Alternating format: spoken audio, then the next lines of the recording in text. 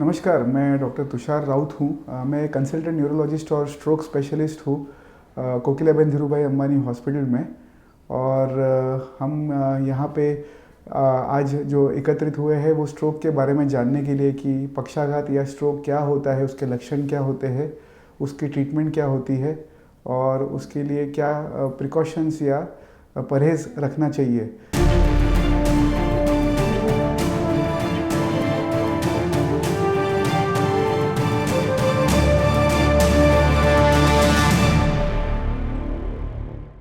Paralysis या stroke एक गंभीर चीज़ होती है जिसमें अचानक जो ब्रेन को सप्लाई करने वाली धमनियाँ होती है या नसें होती है उनमें ब्लॉकेज हो जाता है या ब्लड सप्लाई रुक जाता है।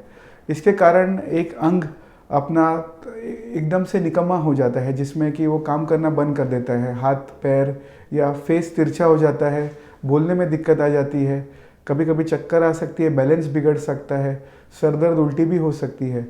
तो कोई भी सिम्टम या लक्षण जब एक साथ ये हो जाते हैं, अचानक से हो जाते हैं बिना किसी पहले के संकेत में, तो इसका मतलब है कि पेशेंट को ब्रेन में समस्या हो रही है। या तो ब्लड सप्लाई रुक चुका है या फिर बीपी बढ़ने के कारण धमनियाँ फटने के कारण हेमरेज जिसे बोलते हैं वो हो चुका है।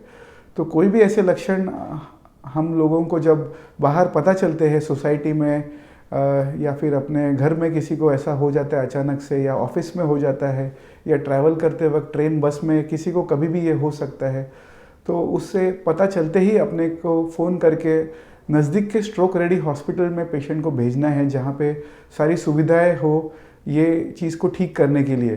क्योंकि स्ट्रोक ऐसी चीज़ है जिसे टाइम पे ठीक ना किया जाए या ट्रीटमेंट ना मिले तो वो परमानेंट हो सकता है और विकलांगता छोड़ सकता है शरीर पे। पेशेंट को हमेशा के लिए एक कमज़ोरी रह सकती है अंग में जिससे वो नॉर्मल जीवन नहीं जी पा सकता और वो निर्भर रहता है लोगों पे।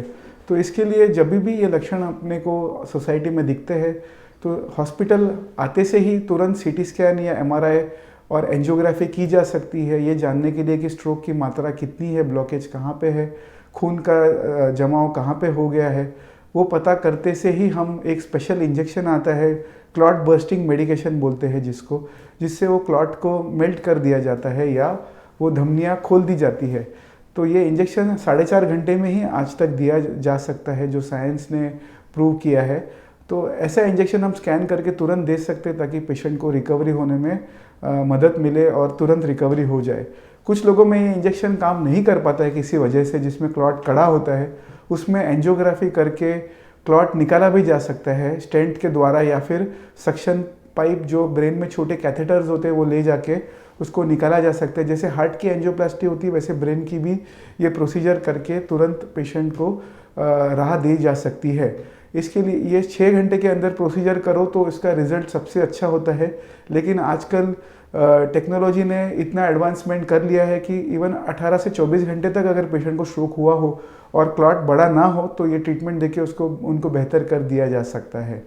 स्ट्रोक के बाद डेफिनेटली अपने को मेडिसिन या दवाइयाँ चालू रखनी पड़ती है, जिसमें खून पतला करने की दवाई, कोलेस्ट्रॉल की दवा, बीपी की दवा, शुगर की दवा, अगर शुगर हो तो ये सब दवाई चालू रखनी पड़ती है। नियमित चेकअप करना पड़ता है हर 3-3 महीने में, ब्लड रिपोर्ट्स करनी पड़ती है ताकि आपकी सारी जो पैरामीटर्स है वो कंट्रोल में है देखने के लिए। और रेगुलर फिजियोथेरेपी या व्यायाम बोलते हैं जिसमें हाथ पैर और बॉडी की एक्सरसाइजेस बताई जाती है जिससे कि स्ट्रोक की रिकवरी और तेज हो।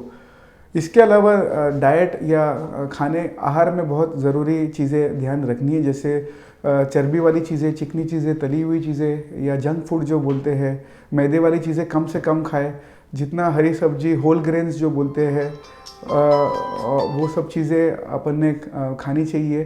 फ्रूट्स, सैलड्स इत्यादि का सेवन, ड्राई फ्रूट्स का सेवन करना चाहिए जिससे कि कोलेस्ट्रॉल लेवल्स कम होने में, गुड कोलेस्ट्रॉल बढ़ जाता है और बैड कोलेस्ट्रॉल कम हो जाता है।